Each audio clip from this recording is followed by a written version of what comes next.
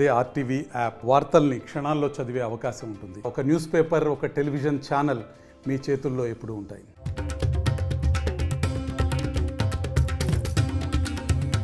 వనదేవతల ఘనమైన జాతర మేడారం సమ్మక్క సారలమ్మ జాతర. ప్రపంచంలోనే అతిపెద్ద గిరిజన జాతరగా మేడారం జాతరకి గుర్తింపు ఉంది. వనదేవతలను దర్శించుకునేందుకు లక్షల సంఖ్యలో ఇక్కడికి భక్తులు తరలివస్తుంటారు. అయితే ముందుగా జంపన్న వాగులో స్నానాలు చేసి గద్దెల వద్దకు రావడం ఇక్కడి సంప్రదాయం. అసలు ఈ సంప్రదాయం ఎలా వచ్చింది? సంపెంగ వాగు జంపన్న వాగులా ఎలా మారింది? ఈ వాగుకి ఉన్న మహిమలేంటో ఇప్పుడు చూద్దాం.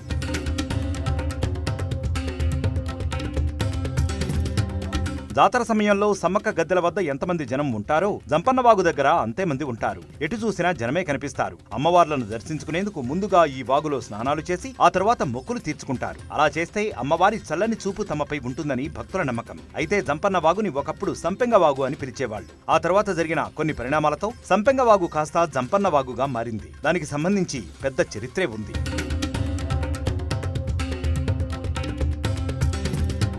మేడారాన్ని పాలించే పగిడిద్దరాజు కాకతీయుల సామ్రాజ్యానికి సామంతుడు. పొలవాసని పాలించే గిరిజన దొర మేడరాజు కూతురు సమ్మక్కతో పగిడిద్దరాజుకి వివాహం జరుగుతుంది. వీరికి 2 కుమార్తెలు, 1 కుమారుడు ఉన్నారు.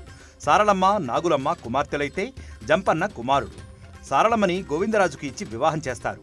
తరువాత కాలంలో కప్పం కట్టలేదన్న గొడవతో కాకతీయ చక్రవర్తి ప్రతాపరుద్రుడు మేడారంపై దండెత్తుతాడు.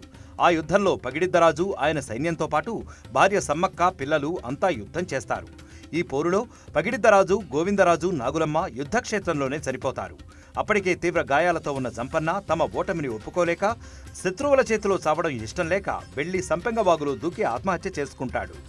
అప్పటి నుంచి సంపెంగ వాగు జంపన్న వాగుగా మారింది.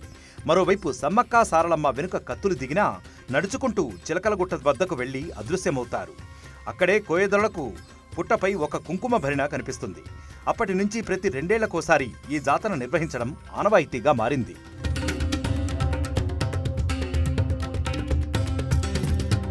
జంపన్న వాగు గోదావరి నదికి ఉపనదిగా ఉంది. అయితే ఇప్పటికీ ఈ వాగులో నీళ్లు కాస్త ఎరుపు రంగులో కనిపిస్తుంటాయి. దానికి కారణం ఈ ప్రాంతంలోని నేల స్వభావంతోనే అలా నీరు ఎరుపుగా మారుతాయని చెబుతుంటారు. జంపన్న రక్తంతో తడిచి సంపెంగ వాగు నీరు ఎర్రగా మారిందనేది భక్తుల నమ్మకం. జంపన్న వాగులో స్నానాలు చేసిన తర్వాతే భక్తులు సమ్మక్క సారలమ్మకు మొక్కులు చెల్లించుకుంటారు. ఈ నీటిలో పవిత్ర స్నానాలు చేయడం ద్వారా వారిని రక్షించే దేవతల త్యాగాన్ని గుర్తు చేస్తుందని నమ్ముతుంటారు. అంతేకాదు, ఈ నదిలో స్నానం తమకి ధైర్య సాహసాల్ని ఇస్తుందని గిరిజనుల విశ్వాసం.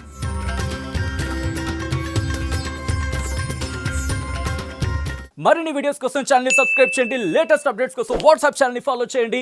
అండ్ లింక్ డిస్క్రిప్షన్ లో ఉంది.